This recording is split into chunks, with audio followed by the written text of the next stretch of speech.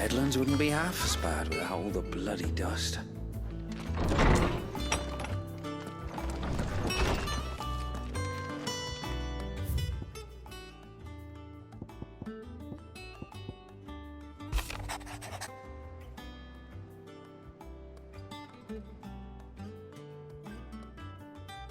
An apple a day. Lads from the yard ran up a baskets of mottels just this morning, sweet as honey and crisp as the morning breeze. I told myself I was only going to have one, but I reckon if no one else listened to old Otto, I don't have to either. You let Nigel and his lot know they had done a fine job. Was the time you would catch none but Sid supping on those. What for their foul bites? But for him, it was never about the flavor, but about what they have, but what they represent. Our ability to make it our own. And look at us now, Sid. We'll be proud. Sincerely, Otto.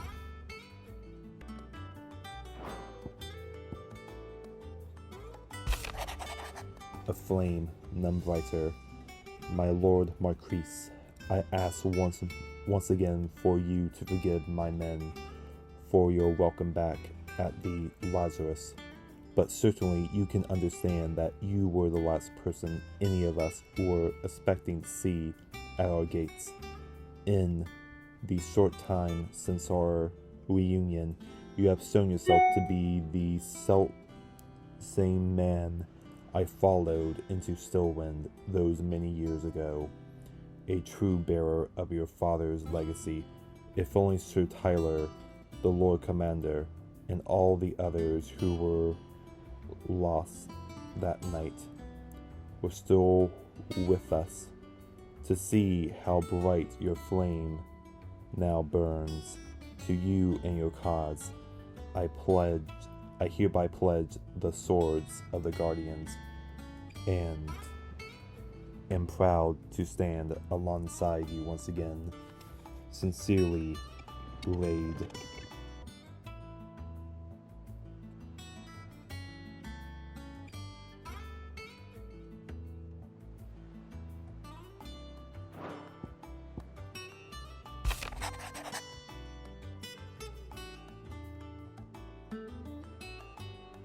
All quiet in the Dominion. The Delmex and the Imperials are at a standoff. They snarl at each other, fangs bared like slum curs, but neither want to make the first move. It's almost as if they both realize what a striking pair of chocobo shit they have stepped in. If I were a man to lay wager, I would put my copper on this conflict not playing out anytime soon. I shall keep you apprised. Sincerely, Gav.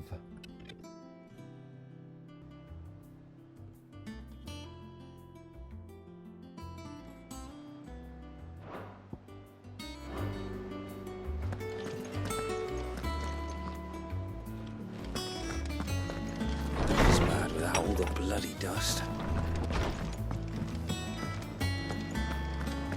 That monster's taken quite a liking to it.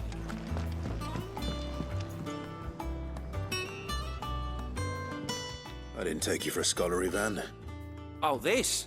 Well, it's Valisthea, a culinary pilgrimage. I borrowed it from old tomes. Seems there's no creature in the realm so foul it can't be cooked up into something delicious. Think I'll stick to the unfoul ones, thanks. Oh, where's your sense of adventure, Sid? Honestly, one glance at these recipes, and even you would trade in your sword for a butcher's cleaver. From spit roasts to sweetmeats, this book has them all. What I wouldn't give to bring these recipes to life. If it's my blessing you're hoping for, then by all means. Well, I'm no hunter, Sid. The first ton of worm I came across would be the death of me. But you're made of sterner stuff. Would you help me resurrect one of these recipes?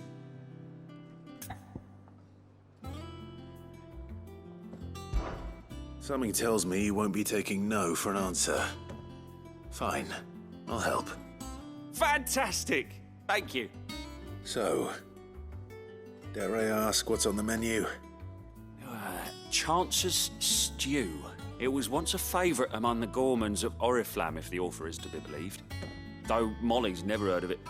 The only problem is that while the recipe is extremely detailed in most respects, it's infuriatingly cryptic as to the main ingredient. A beast, no doubt. Most likely something that would make easy work of a simple cook with more broth than brawn, but unwanted violets. I've no idea what they might be. Does the book say anything else? Well, only that the sweetest violets sprout atop the bed of roses. Roses. Rosaria, perhaps? One of the butchers in Martha's Rest might know something. I'll ask next time I'm there.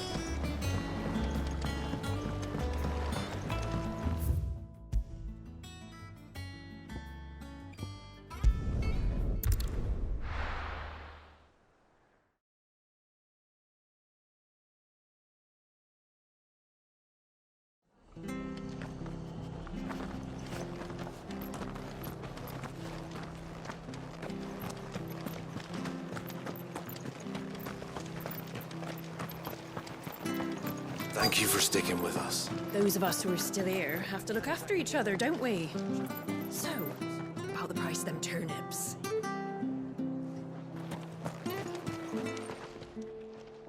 Ah, welcome. Times may be hard, but if you got the gill, I got the goods. What can I do you for? Unwanted violets, if you have them. Though I'd gladly settle for learning what they are if you don't. Why, I haven't heard folk call them that since I was a lad. You're looking for scorpion tails. Unwanted violets is what folk used to call them back in the day. They turn a wicked purple when you boil them up, hence the name. Used to chuck them in the pot when there weren't nothing else on offer, when there was a war on, that sort of thing. Thankfully, times aren't yet as hard as that.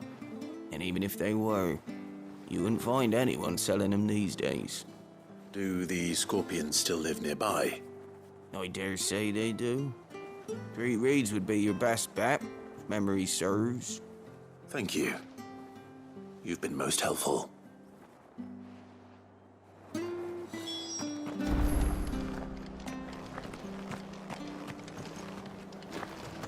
Perhaps I'd live longer if I bade this town farewell. I've grown rather fond of the old place.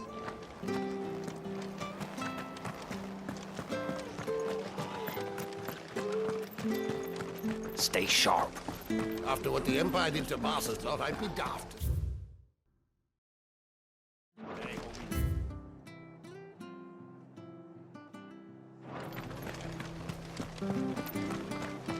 Don't you go causing any trouble now.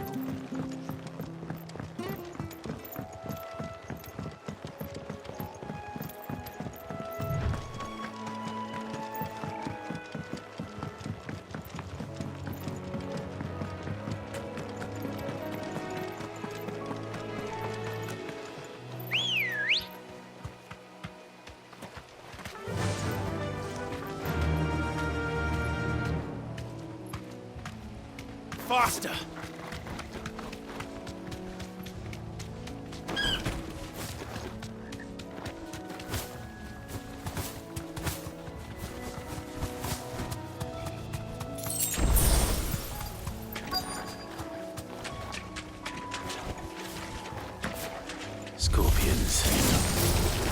least I know what I'm up against.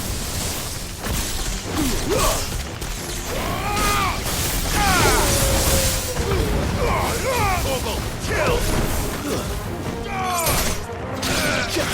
This one!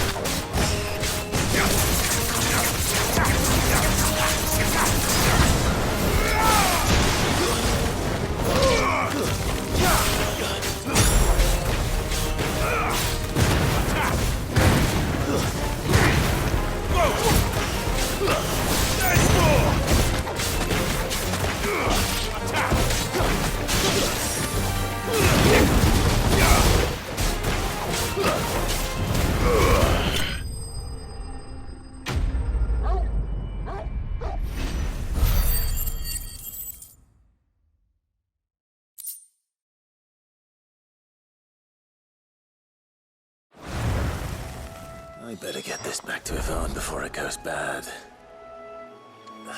Or any worse, at least.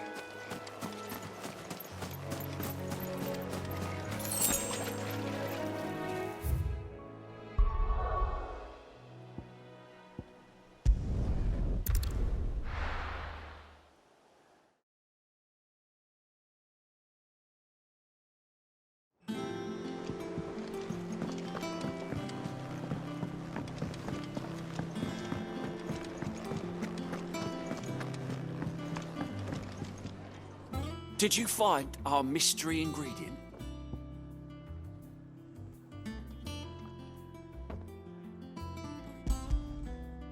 I did indeed.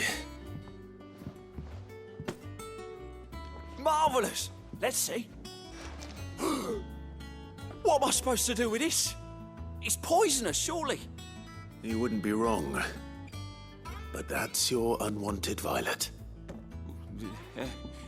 Into the pot it goes, I suppose. Wait here. I won't be long.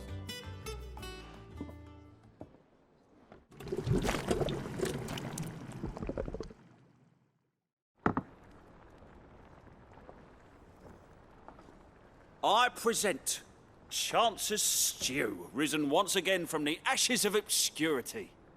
Grab a spoon, Sid. Let's eat while it's hot. I'm, not hungry. Well, it'll be too late once I've licked the bowl clean. Your loss.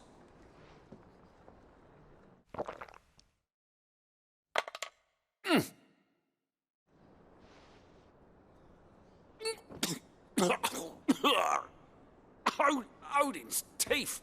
What an assault on the senses. It's like choking on swamp water. And yet, up through the pungency, there rise complex, meaty notes. It takes a moment to recover from such an onslaught of flavours, but never have I tasted anything so fine. Thank you, Sid. Thank you. You're, welcome. I must share this gift. I won't rest until a steaming bowl of Chance's stew sits before everyone in the hideaway.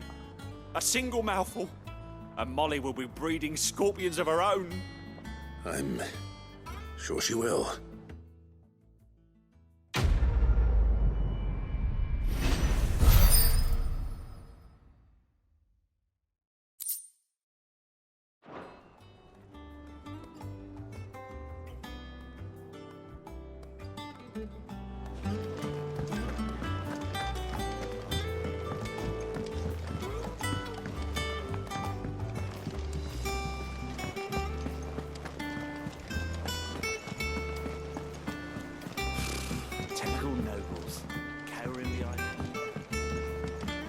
How did we never There are hear new about billets these being Guardians of the posted Faith? every day. But not enough swords. Clive! Oh, am I glad to see you? Is something wrong? It's Blackthorn. He ain't himself. And if I'm honest, he ain't been for a while. Normally it only takes a couple of drinks to perk him back up, but not this time.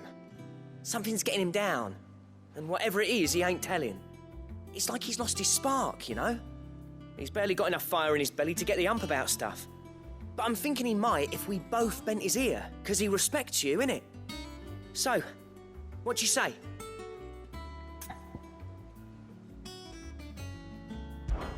Fine. if you think it will help. I knew you'd understand. But if he doesn't want to talk, we let him be. He'll open up when he's ready. All right. Now, he'll only smell a rat if we both turn up at once. So, I'll go first, and you can meet us at the forge. Wait a bit, then head over when you're ready.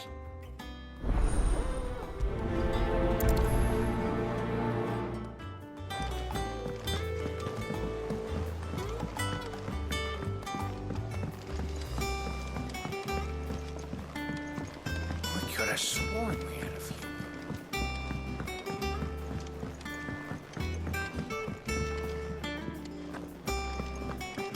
That monster's taken quite a liking to Lee.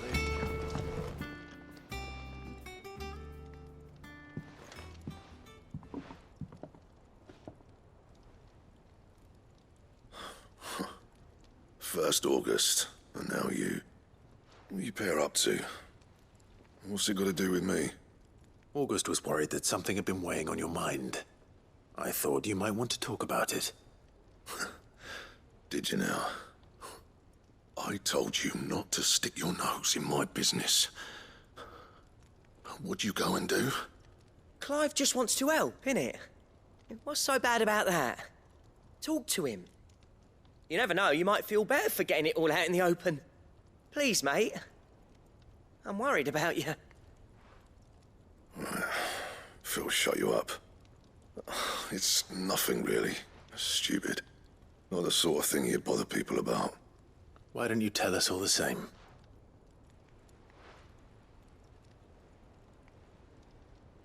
Karen and I have an arrangement.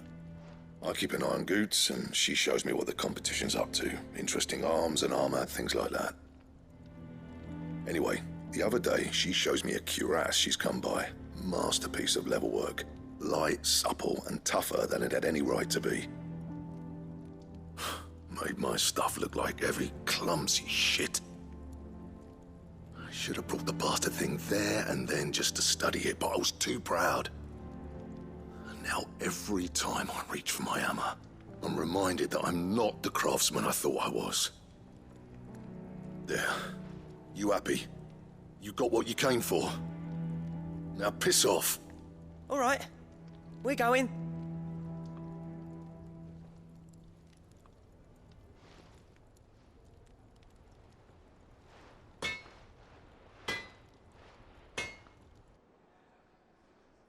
I always thought of old Blackthorn as a bit of a force of nature.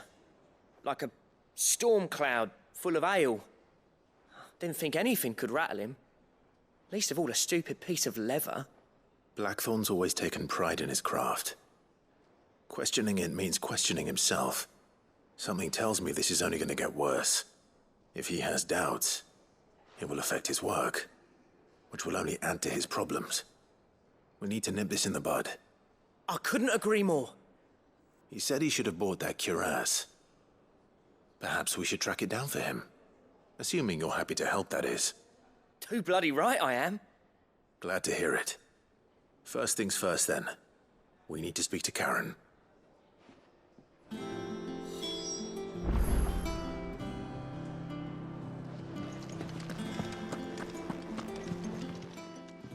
Karen, do you have a moment? Blackthorn mentioned that you'd recently come by a leather cuirass. An exquisite example of the craft, from what he told us. And he ain't been himself since he saw it. So we thought we'd buy it for him. Sorry, sold it already. Didn't think Blackthorn cared for it the way he turned his nose up. But it was nicely put together, that's for certain. Even if the bloke who made it is a bit of an odd one. Happened across him on my travels. Makes all his stuff to order, but the fella who commissioned it refused to pay. He didn't like the colour of summit. So I took it off his hands for a fair price. You don't know where we might find him, do you? Like I said, he's a bit of an odd one. Doesn't even have a workshop. He don't trust hunters neither, which means he spends as much time out tracking beasties as he does working their hides. I see. He did tell me something, though. Apparently, his next commission's for a set of griffin hide greaves. Here, there's a griffin on the hunt board. The curse breakers were placing bets on who'd bag it. Now, where the bleeding hell was it sighted? Somewhere in Sambrec, maybe? Care Northern, that was it. Thank you, Karen. We'd be lost without you. At least you admit it. So, it sounds like going after that griffin might be the best chance we have of finding our roaming leatherworker. I'll leave the hunting to you if you don't mind. While you get on with that, I'll ask around the markets. See if I can't sniff out who he is and where he's hiding. Good idea. Hopefully one of us will be able to track him down.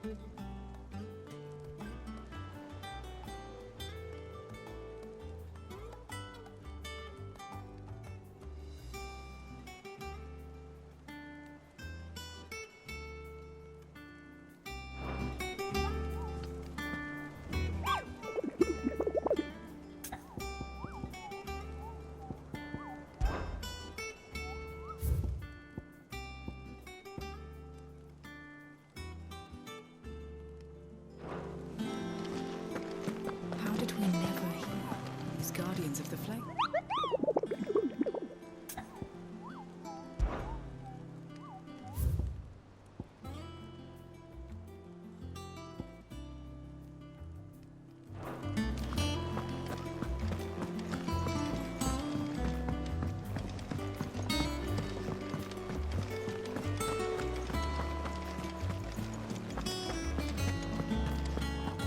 It will be over soon.